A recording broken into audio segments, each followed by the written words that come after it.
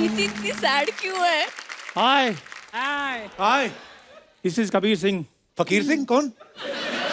कपूर शर्मा, हाँ ये मेरी बंदी है। अच्छा। अर्चना जी, हाँ जी, ये मेरी बंदी है। हाँ ठीक है। पंकज सर, हाँ जी ये मेरी बंदी है। जी जी बिल्कुल। कृणाल, ये मेरी बंदी है। Are you sure? तू इतनी गंदी है।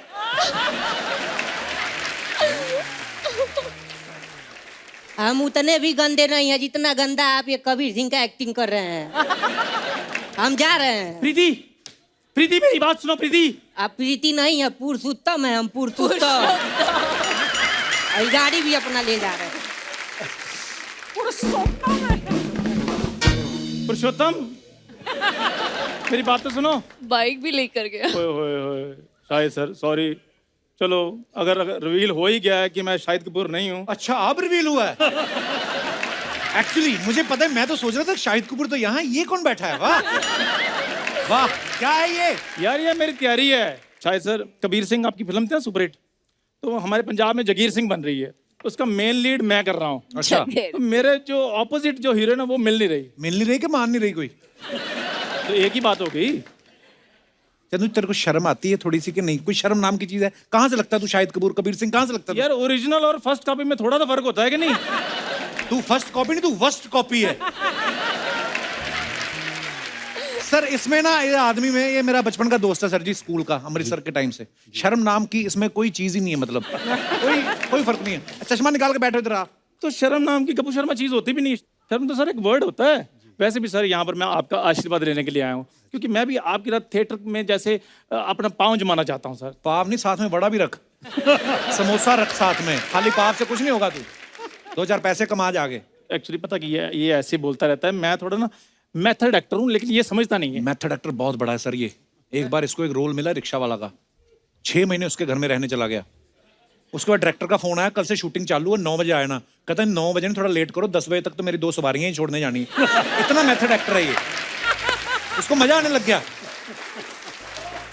ऐसी कोई बात नहीं पंकज सर। एक्चुअली वो मैं ना कैरेक्टर में थोड़ा डीप चला गया था, तो इसलिए ऐसी चीज हो गई है। अदरवाइज मेरे अंदर ना सर एक ना एक्टिंग का ज्वालामुखी है सर। आप सर उसको प्लीज दिशा दे दीजिए। दिशा नहीं, तू शीशा देख। तो पंकज सर के सामने डायलॉग वाला तो बोलना ही मत, झट से पकड़ लेंगे। खुद तुझे कुछ नहीं कहेंगे, तुझे नसीर साहब से बिटवाएंगे वो। सर ये ना हमें ये इधर बात नहीं करने देगा। आप एक काम कीजिए, आप मेरे अपार्टमेंट में आइए, तो वहां बैठते हैं हम, बस उधर ही। सर बिल्कुल कभी जाना भी मत। ये अपार्टमेंट बोलता है ना, जो है नहीं, रेलवे के कंपार्टमेंट में रहता है ये। मेरे को एक बार इसने डिनर पे बुलाया, डिनर शुरू हुआ मुंबई में, खत्म हुआ आगरा आ चुका था। ऐसा आदमी है ये। आधा किलो के मुंह पे 1.5 किलो बाल लगा के आ गया तू। ऐसा लग रहा था किसी ने कबीर सिंह को सारी रात भिगो के रखा, सुबह निचोड़ के सामने रख दिया। ओहो सर ऐसी कोई बात नहीं, आप वहां पर आए। एम्बियंस बहुत प्यारी है सर वहाँ की, बड़े बड़े पेड़ लगे हुए हैं वहाँ पे। वहीं पे तो रहता है, पेड़ों पे। ये रोज प्रैक्टिस करता, पता है, ऐसे ऐसे चलने की। मैं कहा ऐसे करता है? कहता मैंने इंसान से वापस बंदर बनना है। मैं कहा क्यों? कहता क्या फायदा इंसान बनने का, किले खरीद के खाने पड़ते हैं। ये वो सर सब पुरानी बातें हैं कपूर शर्मा। पिछले सोमवार की है। तो पुरानी हुई फिर। तो अब क्या, अब कहाँ रहता तू? अब मैं बैंड्रा शिफ्ट हो गया हूँ। बैंड्रा में स्टेशन पे ही ना? तो स्टेशन बैंड्रा में नहीं आता। हद हो गई यार। शायद सर मुझे एक बात मैं आपको बताता हूँ, स्टेशन पे रहने के फायदे बड़े हैं। बंदा बोर नहीं होता। रेलगाड़ी के आप डिब्बे गिनते जाओ, आपका दिन निकल जाता है। और रात को रात वाली गाड़ी के गिनते जाओ। तो ये जो इतनी महत्वपूर्ण जानकारी आपने हमारे मेहमानों को दी है, इनका वो क्या करें? तो मैं क्या करूं फिर इस जानकारी का? मैंने भी तो कहीं ना कहीं देनी है ना जानकारी।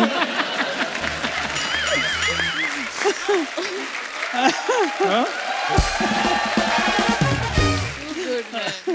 यार कपूर शर्मा, तुमने बातें सुनी नहीं, कहावतें बनी हैं। हर कुत्ते का दिन आता है। आपको पता है, जब से इसने ये कहावत सुनी है पंकज सर, इसने 4 कुत्ते पाल लिए। चारों को दोनों टांगों से पैरों से मसाज दे रहा था। मैं कहा ये क्या कर रहा है? कहता क्या पता किसका दिन पहले आ जाए, जिसका पहले आ गया मैंने उसके साथ शिफ्ट हो जाना। कहता है ये हरकतें करता है ये। कपूर शर्मा, किसी खड़े आदमी ने कहा है कि अपना जो फोकस है ना आपकी मंजिल पर होना चाहिए। खड़े आदमी ने, बड़े आदमी ने कहा। तो बड़ा आदमी तुम्हारे सामने खड़ा है, ये देखो।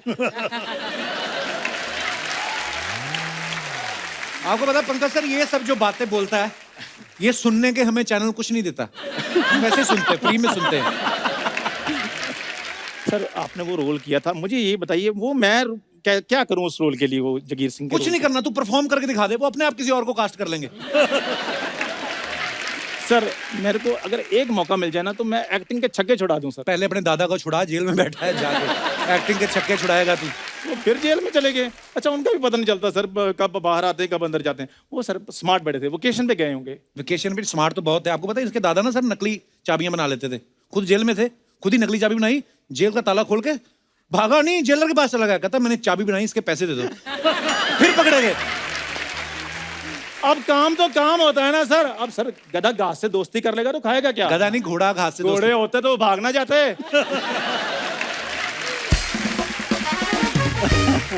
वैसे पता क्या जिंदगी में सर उतार चढ़ाव आते रहते हैं। और इसके चढ़ाव कभी आया नहीं, उतार ही उतार आते हैं। कोई भी सामने से आता, ओए मेरा चश्मा उतार, ओए मेरी घड़ी उतार, तेरा चढ़ाव कभी आया? हाँ तो सर जिसने दिए वो वापस भी तो लेगा ही।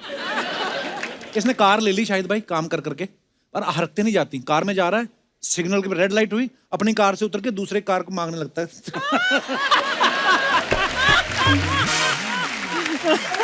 हरकतें छोड़, एटीट्यूड लेके आना अंदर। सर चक्कर पता क्या है, इसने ना जो हमारी जो मेन बात है ना वो इधर नहीं होने देनी। मैं आपको बाहर सिग्नल पे मिलता हूँ। देखा? मैं जा रहा हूँ sir, thank you so much. Okay.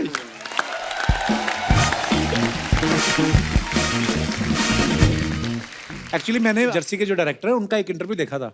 वो ये बोल रहे थे कि जब शाहिद और पंकज सर एक साथ फ्रेम में होते ना तो मेरा ध्यान इनसे हटता नहीं। आपने कभी उनसे पूछा नहीं कि जब सारा ध्यान मेरे पे है तो शाहिद के पैसे भी मेरे को दे दो? सर मेरा दूसरा सवाल था उनसे जी। पैसों का तो मुझे पता था कोई सवाल उठता ही नहीं, और वैसे भी मैं अपने बेटे के पैसे क्यों लेना चाहूँगा, पहली बात। वाह। मैं उतना ही कमाऊंगा जितना मैं कमा सकता हूँ। मगर गौतम सर के बारे में मैं एक बात ज़रूर कहना चाहता हूँ। उनसे पहली मुलाकात के बाद ही मुझे एहसास हो गया कि पढ़ा लिखा आदमी है, जानता है कि सफ़ेद दाढ़ी की इज्जत कैसे रखनी है, और ये कह के कि इसने अच्छा काम किया है, पूरे यूनिट के अंदर ये अफवाह भी फैला दी थी कि ये कोच का रोल कर रहा है, इसको केवल मैं कोच करूंगा और कोई कोच नहीं करेगा। वाह सर, जैसे इस फिल्म में ना एक सीन है कि शाहिद एक शॉट मारते हैं, बॉल सीधे जाके कार के शीशे पे लगती है। बचपन में कभी शाहिद ने ऐसी कोई हरकत की, कभी कंप्लेंट आती हो आपको कि आपका बेटे ने शीशा तोड़ दिया हमारा? नहीं, ऐसी कंप्लेंट तो नहीं थी, लेकिन क्रिकेट का इनको शुरू से बहुत शौक था। अच्छा जी। हाँ, मैं जब कभी दिल्ली आ जाता था तो सबसे पहले इनकी रिक्वेस्ट ये होती थी कि आप बॉलिंग कीजिए, मैं बैटिंग करूँगा। लेकिन ये थोड़े फिलोसॉफिकल भी थे बचपन से ही, और थोड़े शरारती तो थे ही। अच्छा जी। तो उसके छोटे छोटे दो किस्से हैं, अगर आप इजाज़त दें जी तो जी मैं सर कहूँ। प्लीज। तो फिलोसॉफिकल वाला पहले बताऊं कि शरारती वाला? जो आपका पहले? मन हो नहीं, सर। जो आप बताइए। सर आपको ज्यादा पता है स्क्रीन प्ले का, आप बहुत अच्छा बताएंगे। तो मैं शरारती वाला पहले बता देता हूँ। जी। इनको ना ऑरेंज रंग की चीज़ें मना थी। अच्छा जी। जैसे वो एक कुल्फी नहीं आया करती थी ऑरेंज रंग की, जिस हम सबको बड़ा शौक होता था। जो भी जिस चीज़ में भी ऑरेंज होता था उसको मना कर दिया जाता था कि आप नहीं खा सकते। अच्छा जी।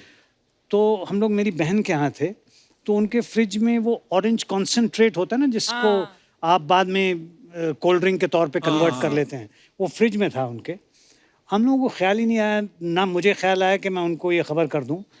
तो ये 3 साल के थे उस वक्त। अच्छा जी। इससे पहले के किसी को पता चलता, इन्होंने फ्रिज खोला, वो कॉन्सेंट्रेट फटाक से पिया, वापस रखा, फ्रिज बंद किया, एंड ही रैन अवे, इससे पहले कि किसी को कोई खबर हो। तो ये तो इनकी शरारत का किस्सा था।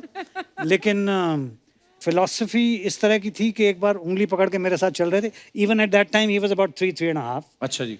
तो उस वक्त ये मुझे बाबा बुलाते थे, अब मुझे डैड बुलाते हैं।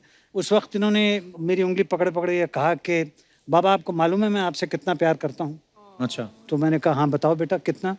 तो कहने लगी कि जितना खुदा अपने बंदों से करता है। क्या बात है। Which was amazing for a small kid. I would like to clap for him for this. Wonderful.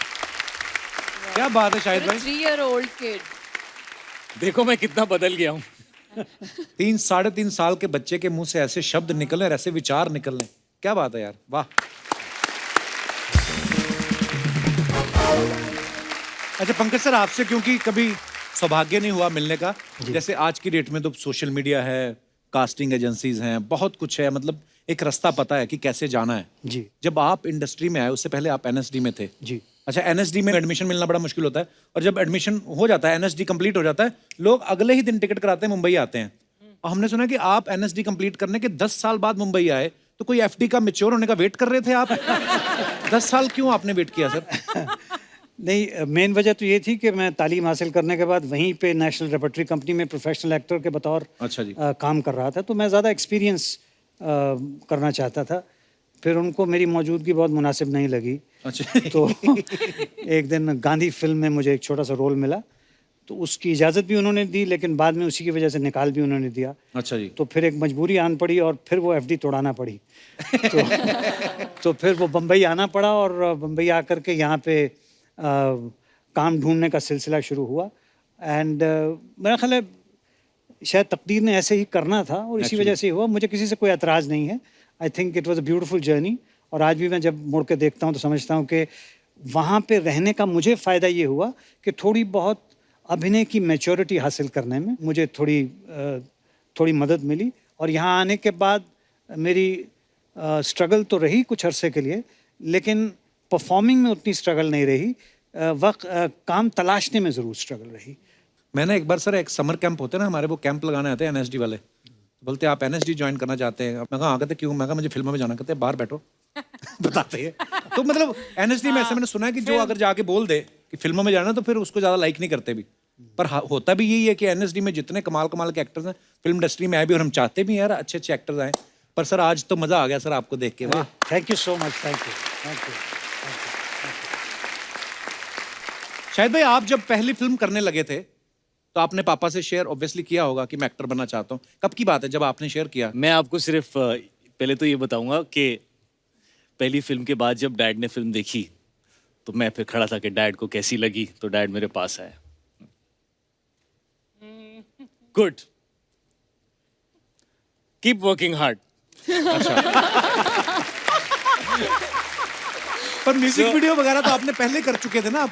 हाँ, मैं करते रहता था। इनफैक्ट डैड को ना सबसे शिकायत होती थी मेरे कपड़ों की, क्योंकि ना मैंने जाली टाइप की टी शर्ट और वो सब मैं पहन के मुझे पहनने की वो टाइम पे that fashion was in their. I was 18-19 years old, और मैं बहुत पतला था, और मैं ऐसे ही कपड़े पहनता था जहाँ मैं और पतला लगूं। और एक दिन डैड ने मुझे कहा, हम लोग, I still remember, Kali colour की मैंने जाली की टी शर्ट पहनी हुई थी, और मैं डैड से मिलने आया, hey dad what's up, what's happening, and dad just kept looking at me.